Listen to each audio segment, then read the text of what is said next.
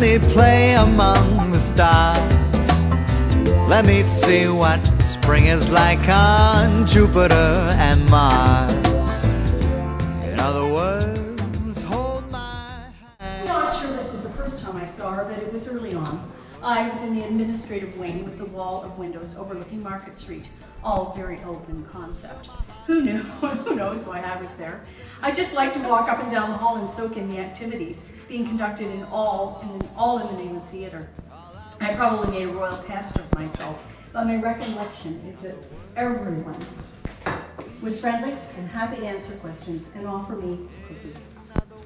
Eddie Gilbert was artistic director, and Marjorie Morell was his executive assistant. So it would have been 70.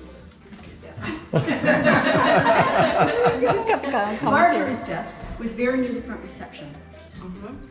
I vividly remember the image of Cheryl flying through the stairwell door, around the corner, and settling into her cubicle, all the while chatting and sharing hellos to the many people passing by. It was quite the moment. This beautiful, hip, blonde woman, likely dressed in something spectacular, loaded down with bags and boxes from her prop shopping. I'm sure I just stood there staring until Marjorie introduced us.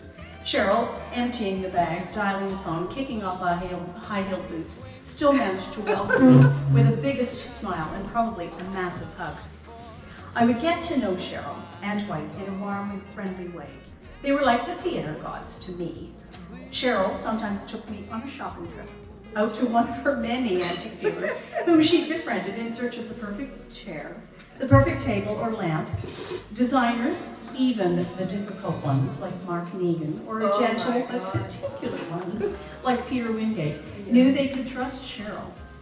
I witnessed several furniture auditions that ended up with, "It's wonderful, darling, perfection." And when it wasn't perfection, Cheryl would head out again and again and again. She was a master craftsperson, and she loved the people and the work that she did. Actors loved her because of who she was. The real deal. Vivacious, full of life and opinions. Someone who cared deeply about the collaborative work that is the putting on of a show.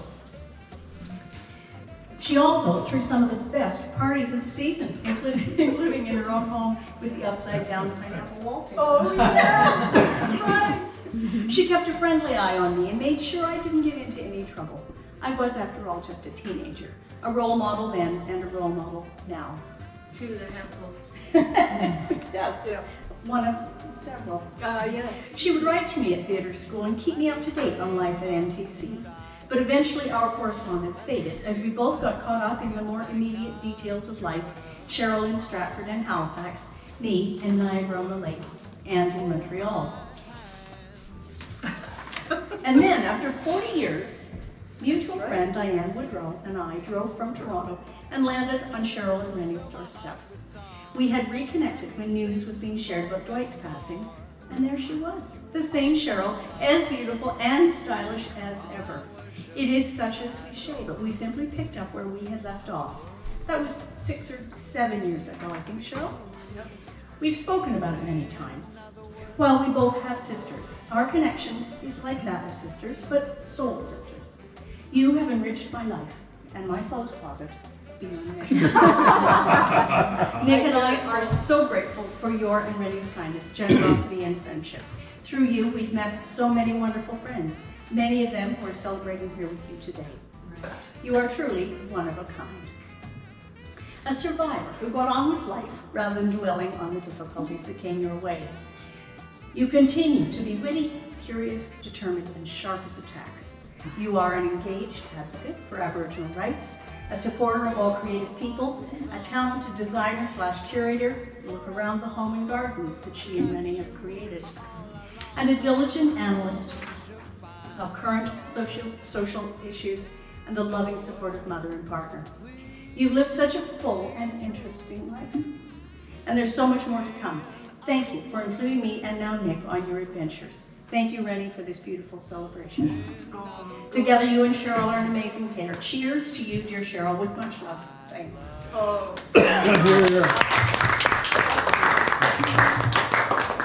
Well done. You're welcome. You're welcome. So, of course, after that, I'm a newcomer. Because I was 19 when I met Cheryl. I know, all these teenagers. I I had a newsletter. ridiculous. It's incredible. And when Ren asked about things to remember, I was hard pressed to come up with something that had a punchline. You know, there's no drum roll in there, but it's days in, hours in, and I'm reading David Burke's new book. And the other night came across this phrase about how everyone encounters the world through the lens of their own capacity. If you're an athlete, the hills don't look so high. And they actually did the tests and figured it out and thought it was a phenomenal reality that we do actually see different worlds around us because of our own capacity. And in that, it is, as Diane has put it nicely, it's how could they hang a picture on the wall that way? You know, it is this eye that is ever positive, the balance of things, finding the beauty of things, and of course finding the humor in things, which takes up space no matter. I'm not going to wade into old theater stories because there's only a few of us who why did we laugh so hard at that reunion? I'm not sure, but it took all weekend. We were exhausted. But back to that in a moment. But I think that what aligns you with Rennie and with everybody here is that eye for beauty, that keen wit, that, yes, I did have an idea about that. And I dubbed it fabulosity, which is my own word. Okay, use it if you will. But too high a level of that to go down without a good kick at the can. So congratulations, my friend. Thank you. I think I Yeah. need some Kleenex. That's a cute. So I know I could get the toilet paper that's. Folded toilet paper. She keeps folding. I'll find that too. He's going to get people Kleenex. But I was going to mention the reunion because, of course, we all met at NTC, Margaret, Cheryl, and I. Yeah. And Well, I met before. Yes. Yes, you You did. go back a long way. 52 years. you're a Wow. different decade. Yeah. But You were 9? seriously, because Yes, I was. because Cheryl was in prop shop. Yes, of course. And the prop people, as a general rule, all come in sequence, right? If Bryn's there building props, you don't need me, right? If Larry's there building props, you don't need Bryn. But curiously enough, there was this segment, all under your tutelage, I know. where They couldn't get rid of me. we prop guys, we all sort of knew each other. So when they Yep. announced that Manitoba Theatre Centre was going to be 50 years old, of course they used the word reunion, and we thought, oh, that'll be fun. What they really meant was anniversary. But we showed up, and I remember us trying to decide when we put our name tags on what seasons we'd been there. Honestly, it was like, Oh, God, yeah. I don't know why we laughed that hard, but I don't think I've ever laughed that hard I know. for an entire weekend, my entire life. And we were all there together. You know, sort of slightly dizzy and all the misspeaks and, you know, waiting in line for Mother's Day brunch the next Oh, day yes. behind The hall was what about full of 800 Filipinos going Yeah. for Mother's Day brunch and, you know, things like that were not put us And hungover theater people. all that, yes. Yes. Yes, there were shades of green, but Yeah. well handled. And I'm quite willing to pass on. Fiona, you've got something to add? I do. Yes, because I'm. Oh, this is where I'm going to get roasted. Well, you know, I told Jim Neeson, wonderful Jim Neeson, I said, Oh, yes, he's I'm such going a... to Cheryl's 80th. He said, oh, I had such a crush on Cheryl when I was Did he? Yeah. Oh, I didn't know. Well, see, there you were. I'm sure he He's wasn't the now only one. fabulous actor. He's Yeah, still at Shaw, yeah. right? No. Oh, he's not? I thought about what I wanted to say, and then I found my speech. So this is a reprise, and so I looked at it and I laughed all over again. This is the same speech I gave at the wedding, but there are too many good jokes. It's too funny. I read it and I went, oh no, that is Cheryl. That's why totally the Cheryl. font is just so small. The It font goes is back. tiny, because I could read 11 years ago.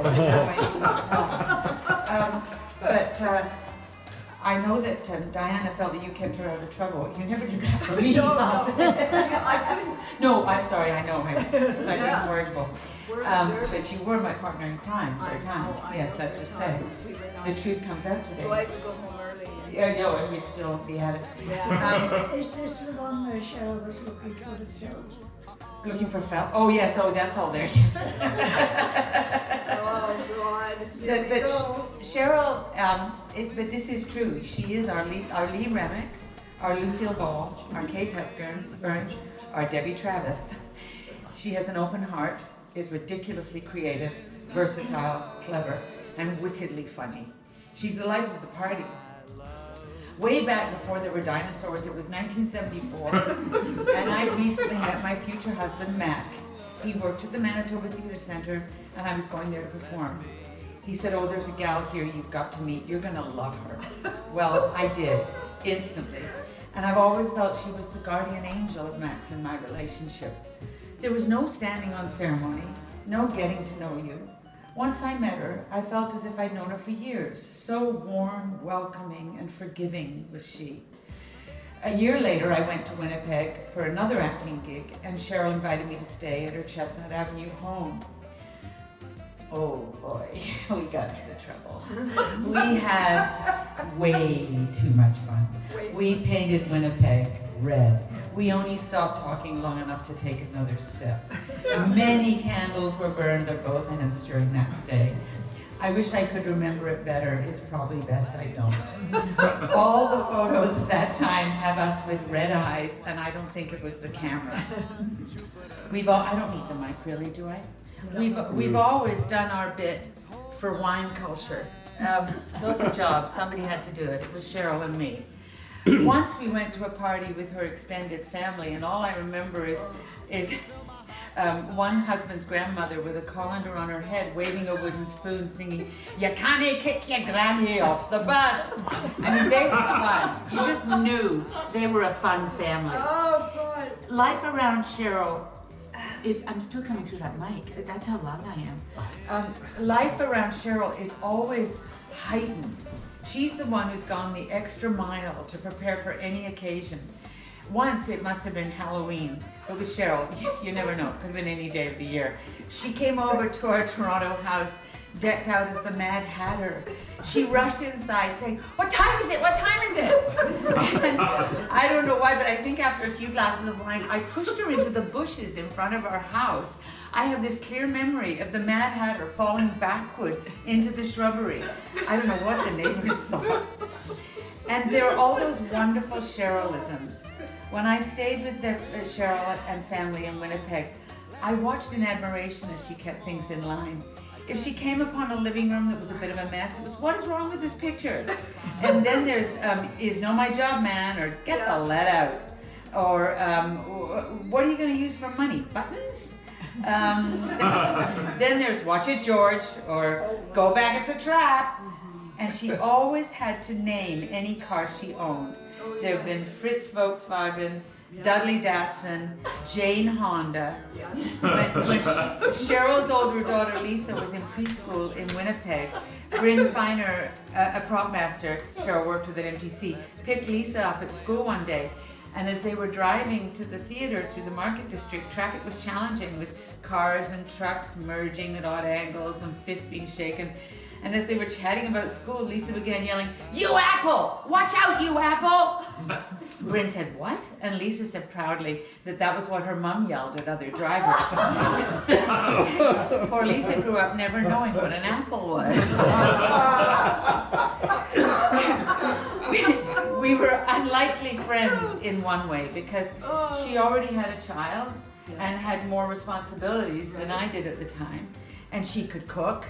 I was really late to that fair, wasn't I? She could entertain. I know, I learned late. She could make a purse out of a sow's ear. I think she's probably the most creative person I know. I remember once she was visiting me in Toronto and Lisa was with us. We were in the car driving, doing various errands, and it was 2 p.m. and finally she blurted, "Fee, it's lunchtime, my kid has to eat."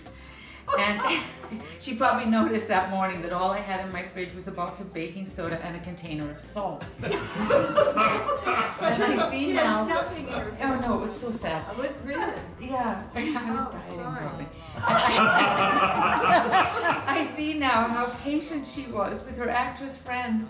I soon learned though that when Cheryl's in your corner, she stays for the long haul. Just think of the many chapters in her life.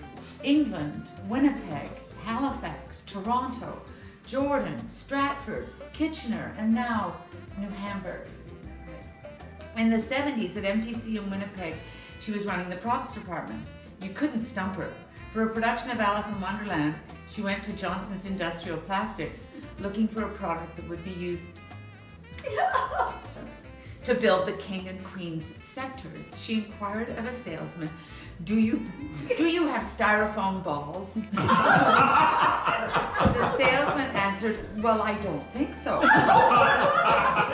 Let me check. Let me check. Back in the days when there were floor walkers at Eaton's to assist you, Cheryl, looking for a particular fabric for a prop, said, do you know where I can get felt? She's our Cheryl, our Rosie, and there's no one like her. She is and has always been a ball of fire. Every stage in her life has been meaningful, each a vital part of the journey that has led her to today. She lived briefly in England when Lisa was a baby. She ran the props department at MTC in the 70s. After beautiful Sarah was born, the family moved to Halifax. Cheryl took on yet another skill as front of house manager at Dalhousie. When the family moved to Ontario, Cheryl went to work for my husband Mac at his scenery shop as his office manager. Cheryl's the gal who organized my husband. There are still files and reminder notes in her handwriting, and that's true even today. She sailed into a mail preserve and kicked butt. There was, watch out or I'll get out the white glove, George. And Rosie's list in the bathroom that everyone had to sign once they'd done their bit to keep it clean. She was the only woman in the shop, and the guys loved her. There are no airs and graces around Cheryl. We were once in the Bay after a lovely lunch together. At the perfume counter, I thought I was really impressing the sales lady with all I knew about various fragrances. As we walked away, Cheryl said, Fee, the entire time you were talking to that lady, you had a piece of spinach in it. She always had an excellent BS detector. You couldn't impress her if you were the least bit pretentious. And I've had my days, and she would come, forget about it. She brought me down to size. As I've always said, she taught me a lot. Then there was the Jordan period when she ran a B&B and was saleswoman extraordinaire at the local native craft shop. She didn't just sell native art, she studied it and immersed herself in native spirituality, an interest that went right back to her childhood in Winnipeg. In Jordan, she gained a new circle of friends and admirers. When she entertained, she'd make everyone get up and dance after the meal and try on different hats. Give her a parasol and a hat. Give her a parasol and a hat. Cheryl doesn't need a stage. She creates one. Once at a charity event in Jordan, the band played April Wine. Cheryl got up, made her table napkin into a hat, and danced away near the stage. A reporter from Maclean's magazine was there, and Cheryl ended up being in it. Yep. Everywhere Cheryl has lived, she's made a gorgeous home. She could have been a home decorator, so talented is she in that department. Heck, she could have been a CEO, she's that organized. And she's always dressed better than any of us. She made those of us whose lack of imagination took them to Hope Renfrew look pretty stupid. After a stint at another native art store in Stratford, she moved to Kitchener, where she briefly ran Ruth's sculpture studio. And we all know what happened then. What a gutsy woman. I see now that Cheryl has always been on a journey. When she felt it was time to move on, she did, without hesitation or sentiment. She's a true blue friend, loyal, vulnerable, strong-willed, determined. She's weathered some tough stuff, but always seemed to know where she was headed. Her darling Lisa and Sarah are the wellspring of her life. She's allowed their journeys to be a further education for her, choosing to really learn from her daughters. You taught me so much in that department. Like to never give up on my kids, to always go down whatever road they took me. What an incredible woman. There have been some times when there was much soul searching. She'd wonder if she'd ever meet the right person. And thank God she didn't listen to me, because my advice was settle for less. He'll do. You'll learn to love him. It'll be fine. And she would hang firm. She'd say, no, Fee, he's not the right one. And then one day she wrote me and she said, I've met this lovely man. His name is Renato. And then the photos came, and well, my first suspicion was Photoshop. I mean, no one this handsome or romantic could, oh, come on. And even the sunsets were perfect. I'm sure I wasn't the only one who went to their husband and said, look at this, look at them dancing together. Why don't we do this?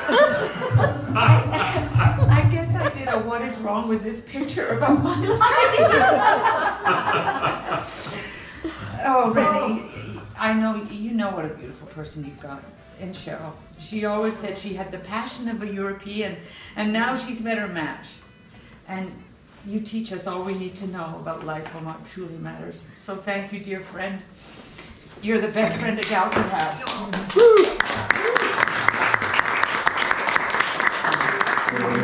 Happy birthday to you. Happy birthday, dear Cheryl. Happy birthday.